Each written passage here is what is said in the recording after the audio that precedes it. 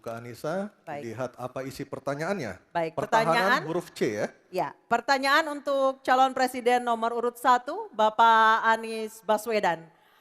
Pertahanan negara yang tangguh dapat dicapai dengan memanfaatkan teknologi siber, kecerdasan buatan dan satelit untuk informasi geospasial. Pertanyaannya, apa kebijakan paslon untuk mendapatkan akses teknologi dan pengembangannya guna memperkuat pertahanan Indonesia? Waktu menjawab selama 2 menit, Pak Anies, dimulai dari Bapak berbicara, kami persilahkan. Terima kasih. Sebelum saya menjawab pertanyaan itu, saya mengklarifikasi tadi data yang meleset. Maaf Pak Prabowo, angkanya terlalu kecil. Bukan 320 hektar, tapi 340.000 hektar. Saya klarifikasi.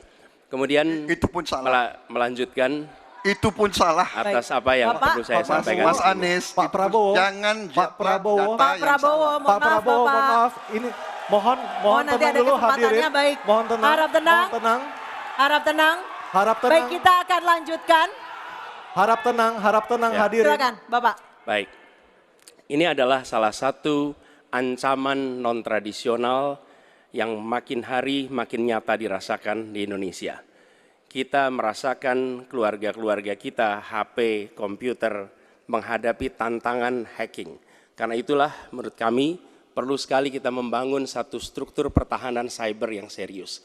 Dan ini tidak cukup dengan memberikan tugas pada sekelompok orang. Satu adalah dengan membangun satu sistem yang komprehensif, perencanaan komprehensif yang melibatkan seluruh lembaga termasuk komponen masyarakat.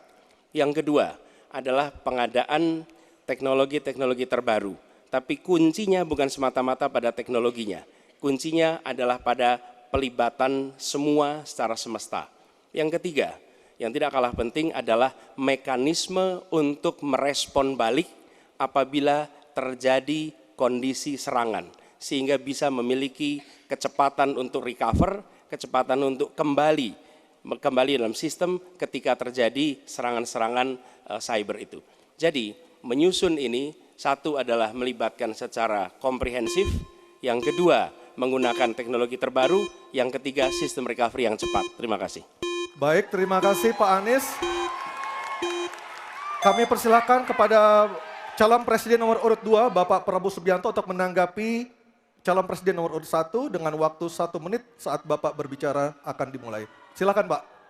Ya, sekali lagi ya saya berpandangan Pak Anies juga terlalu teoritis, semuanya bagus, indah, tetapi yang nyata tentang masalah AI, cyber, teknologi tinggi dan sebagainya adalah sumber daya manusianya, awaknya.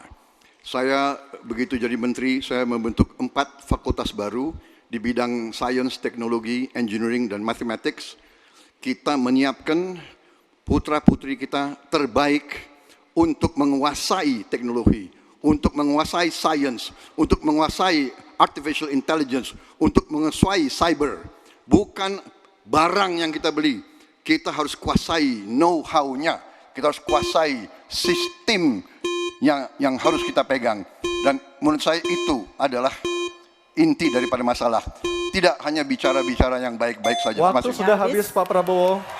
Selanjutnya calon presiden nomor urut 3, Bapak Ganjar Pranowo untuk Baik menanggapi. hadirin, kami harap tenang. Hadirin, kami harap tenang. Silakan Bapak Ganjar Pranowo untuk menanggapi jawaban calon presiden nomor urut 1. Waktu Anda 1 menit dimulai ketika berbicara. Yang pertama kita mesti menguatkan BSSN. Dan kita penting untuk membuat security system yang baik. Bahkan selain membangun SDM dan infrastruktur yang baik, maka kecepatan internetnya dan coveragenya harus tinggi. Maka kalau kita kemudian membuat satu sistem infrastruktur yang bagus, jangan dikorupsi. Ini yang kemudian jadi persoalan. Maka tidak pernah selesai. Dan tentu saja LPDP itu punya potensi yang sangat tinggi untuk memberangkatkan orang-orang, anak-anak hebat ke sana. Namun demikian, ketika mereka sudah balik, mereka mesti diberikan ruang untuk bisa bekerja. BRIN bisa kita libatkan. Ya, mereka bisa membuat kolaborasi yang sangat bagus. Bahkan kemudian pengamanan di kepolisian, saya kira perlu cyber institution yang dipimpin oleh Jenderal Bintang 3. Dan kita perlu duta besar cyber. Baik, masih ada sisa waktu. Ya. Baik, cukup. Dan sekarang Harap tenang. hadirin harap tenang, kita berikan kesempatan kepada 3 orang capres kita untuk berbicara. Kami persilakan pada Pak Anies untuk menanggapi 2 capres sebelumnya. Silakan Pak Anies, waktu Ya. 1 menit. Memang benar, membangun sistem itu salah satunya. Satu adalah perangkat lunak, satu adalah perangkat kerasnya. Dan itu salah satunya adalah seperti disampaikan terkait dengan sumber daya manusia. Persoalannya, kalau tadi disebut ada yang teoritis, ada yang kedua tidak dilaksanakan. Jadi selama 5 tahun ini, apa yang dikerjakan dalam mempertahankan sistem cyber kita? Mohon tenang. Justru di situ letak problemnya. Jadi ketika anggaran yang begitu besar dialokasikan justru bukan untuk mempertahankan yang hari ini menjadi serangan paling modern yang terjadi. Ini adalah ancaman yang paling nyata dan dirasakan di seluruh keluarga, bukan hanya di sektor pemerintahan. Karena itu menurut kami langkahnya investasi jangka panjang boleh, tapi manfaatnya itu baru dirasakan bisa 5 tahun, 10 tahun yang akan datang. Pertanyaannya hari ini dan kemarin apa? Dan itulah yang menjadi fokus kita. Segera siapkan sistemnya, segera siapkan orangnya, segera siapkan langkahnya. Baik, masih ada waktunya Bapak.